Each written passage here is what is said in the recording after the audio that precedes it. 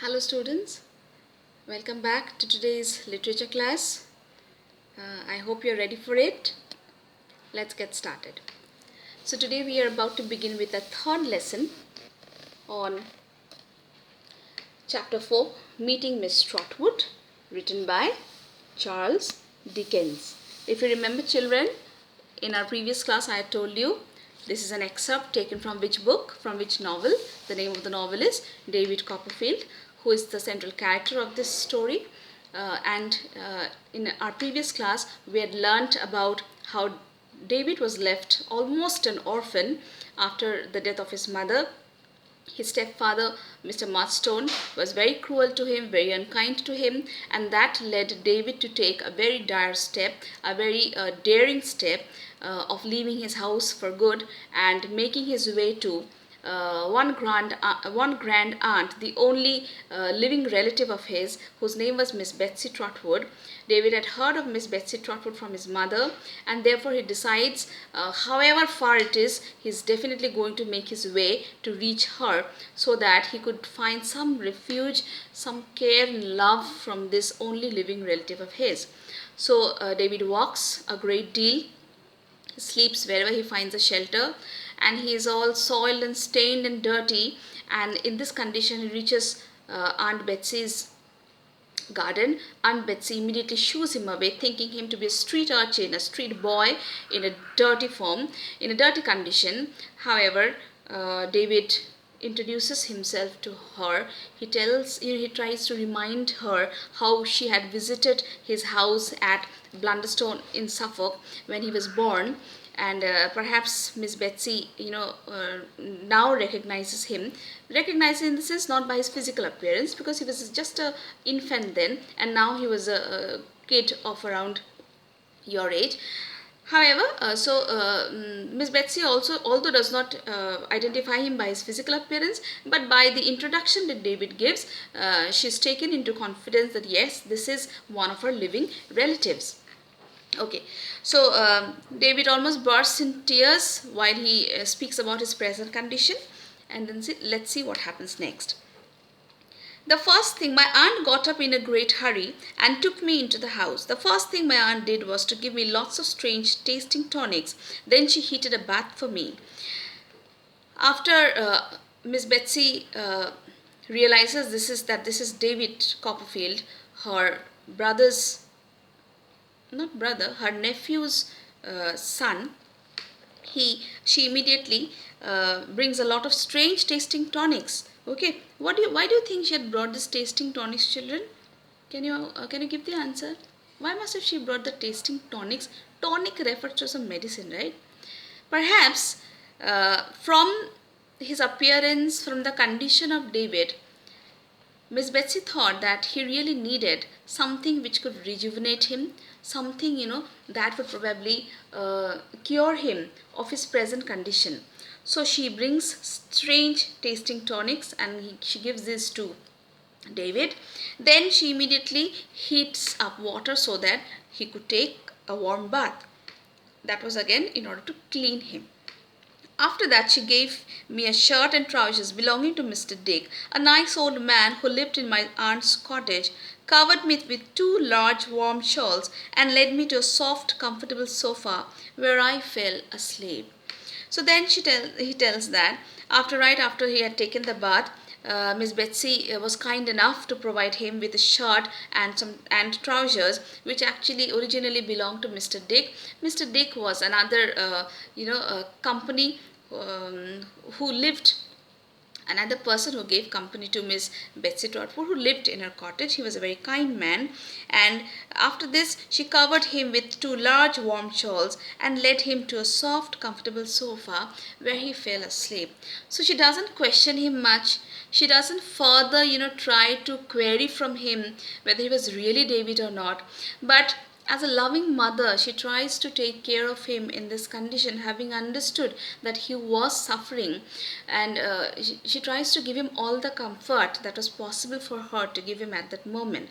So, don't you think this must have been very welcoming for David, children?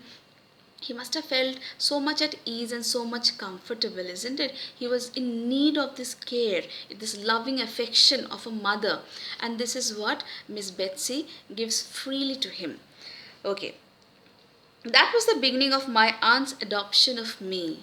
So, by her gesture, by the way she behaved, David knew that she would not turn him down, she would not turn him out of the house, and that he realized that that was the turning point of his life, and that was the time when Miss Betsy was getting ready to adopt her, and he was also extremely happy on seeing that this only relative of his was going to take him as her family member, take care of him and look after him, and this gave him the hope that he would get a mother in the reflection of this woman.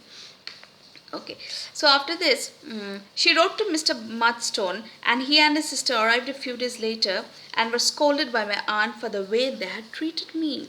She immediately writes a letter to Mr. Murdstone, and they were called here to speak to her, and she rebukes them, she scolds them for the ill treatment that they had meted out to this little boy, to the poor boy. And as a responsible woman, she tries to she tries to make them understand how morally wrong it was to do wrong to little children who are so vulnerable and who are so tender by nature. Mr. Murdstone said, finally, he would take me back, but if I did not return there and then, his doors would be shut against me forever. So Mr. Murdstone, not much change in his nature of behavior, he again warns David that if he did not return home the very next day, he would not ever let him into his house. Did David really want to return, children? Do you think so? If we were in place of the boy, would we ever want to return to a father who was so cruel? Never, isn't it? And what does the boy say? Said my aunt. Are you ready to go, David? Miss Betsy Trotwood was wise enough. She does not force David to go back home. She rather asks, as a very responsible woman, she asks David, what about your choice? Do you really want to go back home, boy? I answered no. David had given a straight answer in the negative that no, there was no way that he wanted to return to that hill, and pleaded with her not to let me go. And he also pleads with Miss Betsy Trotwood, requesting him not to let him go to that house ever again. She pulled me towards her and said to Mr. Murdstone, you can go when you like. I'll take my chance with the boy. So Miss Betsy Trotwood again shows her responsible self and a very strong woman in her decision. She had taken a decision, and she pulls the boy close to her and says, Mr. Murdstone, that I will have my boy. I'll give a chance. I'll have a chance with my boy. I'll take my chance with the boy, which means that if you let me live with this boy and let me see what kind of a boy he is. I'm ready to take this chance, even if you describe him as an ill-mannered or a boy who hardly knows good behavior. Fine, let me take him up and let me give it a chance. So she had that confidence in herself, and she tells Mr. Murdstone that you can move, you can go from here whenever you like, you can go when you like, but I'm going to take this chance with the boy. When they had gone, my aunt announced that she would be my guardian and that I should be called Trotwood Copperfield. So after they had left, Miss Betsy Trotwood had taken her decision. She announces formally within the house, obviously, that she would be the guardian from then on of home of little David. She was ready to take him up and ready to adopt him as her own child, and that he would be called from that day Trotwood Copperfield. Okay, so he would be called what? Trotwood Copperfield. So the Trotwood used from Miss Betsy Trotwood, and Copperfield the surname of his father. Thus I began my new life in a new name and with everything new about me.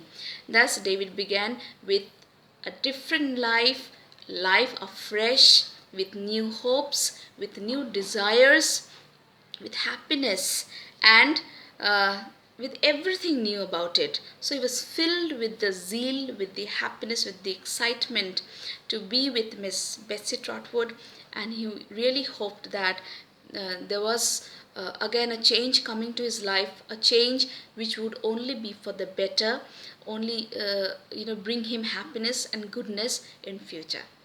Okay, children, we stop here today. Thank you so much for paying attention. I again suggest you go through this part, listen to the video explanation. You'll be able to understand. The chapter isn't that difficult. Thank you so much, children.